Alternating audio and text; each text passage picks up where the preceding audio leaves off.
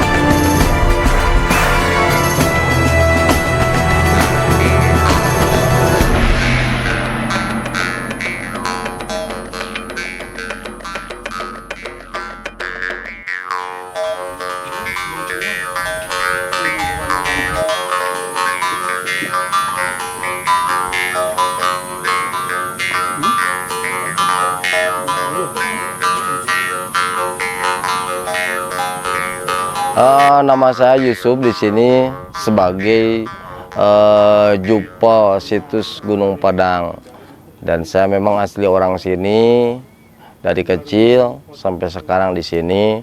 Dan dulu waktu kecil sering dibawa sama orang tua, salah satu ya pengurus di sini dulu, atau yang mungkin dulu juru kunci sebelum dirawat sama pemerintah ya, dari dulu seperti itu. Dan saya memang dari kecil sering dibawa ke sini, digendong waktu itu, dan masih masih hutan juga dulu. Dan di sini memang saya ditetapkan sebagai Jupel. Jupel itu juru pelihara.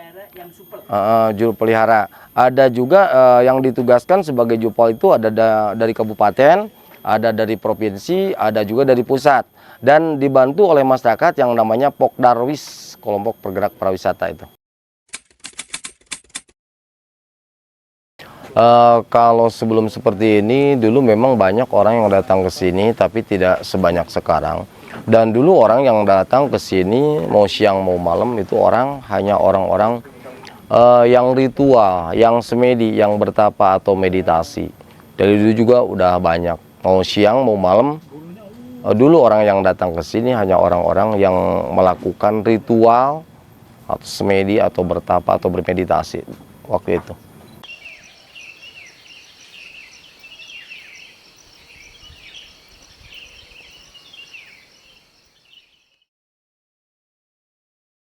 Apalagi sekarang ya mungkin udah terbuka untuk umum, mungkin orang banyak yang penasaran seperti apa sih situs megalitik Gunung Padang sekarang. Itu.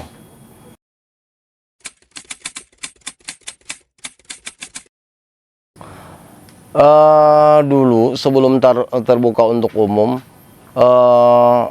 nggak tentu sih, tapi setiap hari juga ada kunjungan. Dulu sebelum terbuka untuk umum seperti sekarang ini, mungkin hari-hari tertentu yang orang berkunjung ke sini ya mungkin dia libur, kayak liburan Agustus, atau masyarakat sekitar sini dulu waktu kecil paling dibagi lapor di sini, juga paling di waktu Lebaran kumpul silaturahmi di sini, ya udah itu pulang lagi. Tapi kalau orang yang ritual memang banyak yang bermalam juga di sini. Jumlah juga dulu memang banyak sih, karena dulu catatannya udah ya mungkin bisa 50, bisa sampai 100, bisa 20, dulu nggak menentu sih. Kalau sekarang ya mungkin karena sudah Covid ya agak menurun. Kalau dulu sebelum Covid banyak, apalagi di hari Sabtu Minggu. Itu nggak kebayangkan sampai 1.500 orang sebelum Covid pertama terbuka. Bahkan di hari weekend, Sabtu Minggu atau mau menjelang puasa Lebaran, itu nyampe 30.000 seminggu itu waktu dulu.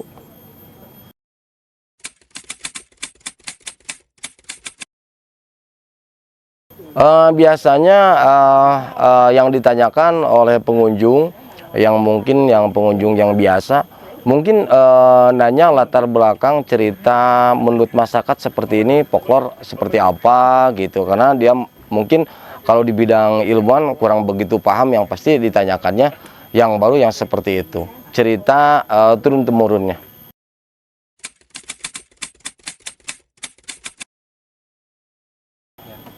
Kalau cerita masyarakat yang namanya Gunung Padang ini memang dulu dianggap sebagai tempat sakral, disucikan, dan dulu orang yang datang ke sini memang melakukan bersuci dulu di bawah seperti di mata air itu tadi. Dan dari situlah dipandu sama juru kunci. Itu dari situlah ditempatin ada yang mungkin di teras pertama, teras 2, teras 3, teras 4, teras 5. Dan memang fungsinya menurut cerita masyarakat itu beda-beda. Ya intinya kalau mungkin bahasa di muslim tempat tafakur, takoru, berzikir, berdoa, pada intinya tempat mendekatkan diri kepada Sang Maha Pencipta. Mungkin di keyakinan yang lain tempat semedi, tempat ritual, tempat meditasi, atau mungkin tempat berdoa lah seperti itu. Kalau misalkan orang yang biasa, ada yang memang memakai ya intinya tradisi dulu ritual, pasti dia menanyakan dulu seperti apa, ya seperti memakai rampe, bunga-bunga, atau koin, atau bersuci dulu seperti apa. Pasti nanyain dulu siapa di sini atau juru kunci siapa, pasti ada yang menanyakan. Tapi kebanyakan orang sekarang karena mungkin nggak tahu ya, kadang-kadang selonong boy, kadang-kadang ya karena mereka mungkin sekarang udah lebih paham mungkin daripada itu. Di sebelah barat Gunung Padang ini namanya Cipanggulaan. Ada yang mengatakan dulu namanya Cipanggulaan, mungkin dalam arti pertama. Lalu mungkin generasi yang lainnya menamakan Cipangaulaan dalam arti yang mengabdi. Dan dulu orang yang datang ke Gunung Padang ini itu lewat kampung Cipanggulaan, karena akses dari Sukabumi atau dari mana yang dekat ke Gunung Padang itu lewat Cipanggulaan. Kan dari Bandung misalkan naik kereta turun di Cirenghas, lewat jalan kaki ke kampung Cipanggulaan, mau dari Sukabumi, mau dari Bogor, mau dari Jakarta, pasti dulu lewatnya lewat Cipanggulaan. Abdi orang dia kaleresan kampung abdi kampung Cipanggulaan di sebelah barat Gunung Padang di handapna gitu kan, kapungkur jalan teh acan aya jalan anu ti paling itu, jadi jalan anu menuju ke Gunung Padang teh non jalan kaki marapah ti handap teh ti Sukabumi ti Cirenghas. Oh gitu. Nah dulu jalan kaki lewat jalan Cirenghas. Dulu biasa orang yang mau berkunjung yang bermalam kayak mahasiswa dulu ya, dari mana biasanya ada yang survei Jumat, Sabtu, Minggu baru nyampe sini, Senin udah pulang gitu. Dulu kan di sini ada perumahan yang dibangun sama pemerintah dulu.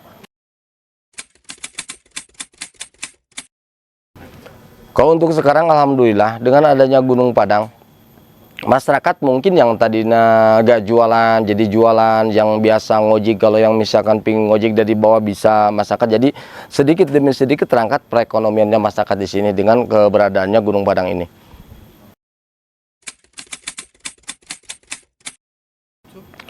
Ya mungkin itu kembali lagi kepada orangnya masing-masing. Tapi kalau masyarakat sini percaya nggak percaya ya seperti itu. Nggak bisa dihilangkan dengan yang namanya misteri gitu. Bagi orang yang luar itu kembali lagi ke dirinya masing-masing. Nah, kan dulu kan saya sering nungguin orang ya, atau orang yang ritual disuruh sama orang tua. Dan memang kalau mungkin secara logika ya susah untuk dilogikakannya. Itu. Ya itulah susah untuk dilogikakan, untuk diceritakannya. Mungkin itu hanya pengalaman pribadinya masing-masing yang seperti itu.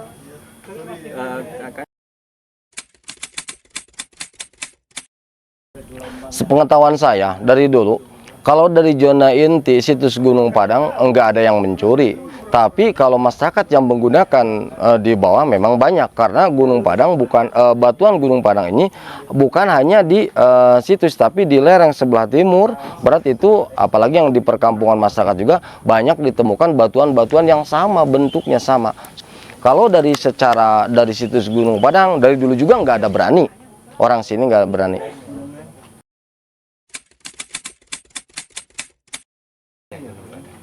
Kalau dulu masyarakat di sini tidak mengatakan kapan, dari mana batasannya Gunung Padang itu, ya seperti itu. Tapi kalau sekarang kan banyak ilmuwan yang mengatakan luasnya sampai 29,1 hektar, sebelah barat, utara, selatan, timur itu dibatasi dengan kali. Dan memang sepengetahuan saya dari kecil juga, misalkan dari sebelah timur, dari situ banyak ditemukan batuan-batuan situs ke arah Gunung Padang sini. Kalau luar ke situ memang jarang, nggak ada. Lalu sebelah barat juga sama, dari Sungai Cipanggulan situ ke sini ada banyak ditemukan batuan-batuan seperti di Gunung Padang. Tapi kalau luar jarang, meskipun ada, cuman jarang gitu. Nah, kalau cerita masyarakat di sebelah situ ada nama Kampung Ciukir, ada nama Kampung Empang, dan menurut cerita pelokor di masyarakat itu, Ciukir itu sebagai tempat pengukiran batuan-batuan ini. Lalu Empang itu dulu sebuah danau. Lalu mungkin generasi yang lain diuruk, dibikin sawah, ingin membuktikan masyarakat cerita itu. Lalu Kampung Empang itu awal 2017 kalau nggak salah itu dibuka, ternyata di situ banyak ditemukan batuan-batuan yang sama seperti Gunung Padang ini, lonjongnya, panjangnya, kotaknya sama seperti itu. Jaraknya berapa kilo dari? Ya mungkin dari sini kurang lebih lah 1 kilo, perjalanan setengah jam kurang lebih.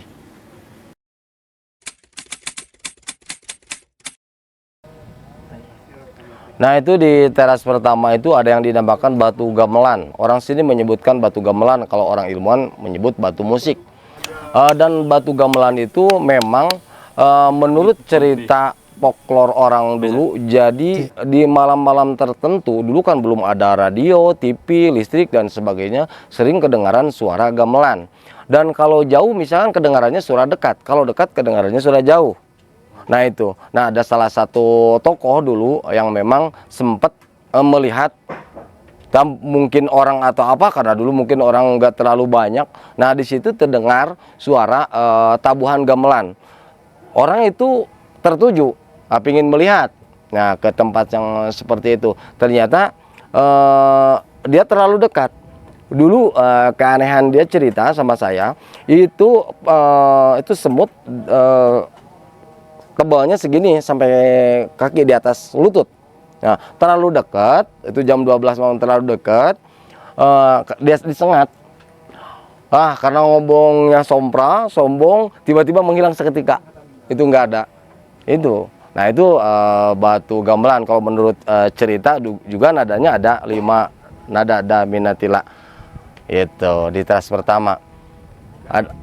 Kursi terus Dan di teras pertama juga ada yang dinamakan Gunung Masigit, ya orang sini bilang. Itu Gunung Masigit, ya mungkin orang dulu udah mengenal ketuhanan, cuman dengan bahasa yang beda. Mungkin dengan keyakinan yang lain juga punya bahasa tersendiri. Dalam arti konteksnya orang dulu udah mengenal ketuhanan, cuman ya itu tadi bilangnya kepada Sang Maha Pencipta itu mungkin beda-beda gitu. Lalu di teras 2 ada yang dinamakan batu lumbung, ada yang dinamakan batu kursi atau batu tapak kaki. Di teras 3 ada yang dinamakan batu gamar kujang, batu tapak maung. Lalu di teras 4 ada yang dinamakan batu kanuragan, di teras 5 ada yang dinamakan batu singgasana raja. Itu. Yang intinya mungkin yang namanya Gunung Padang itu simbol, semuanya juga ada filosofi tertentunya juga seperti itu.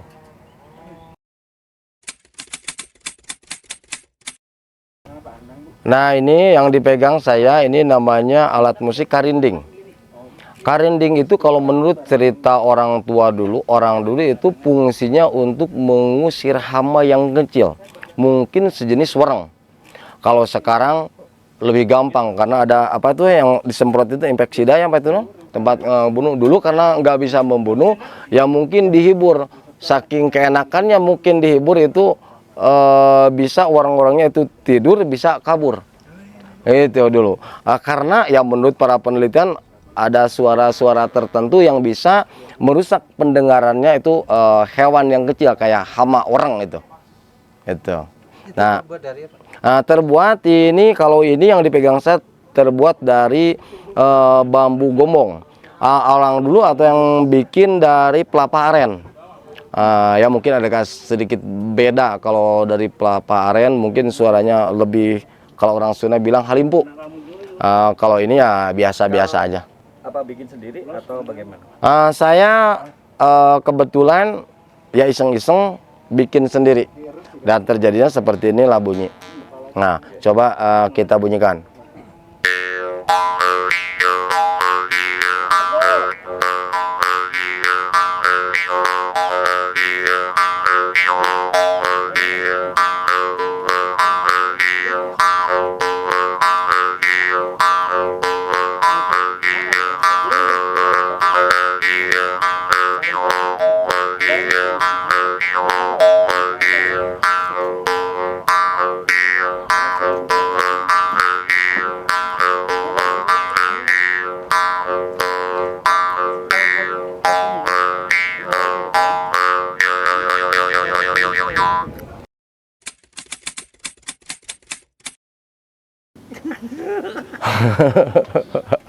Bisa aja sih abang.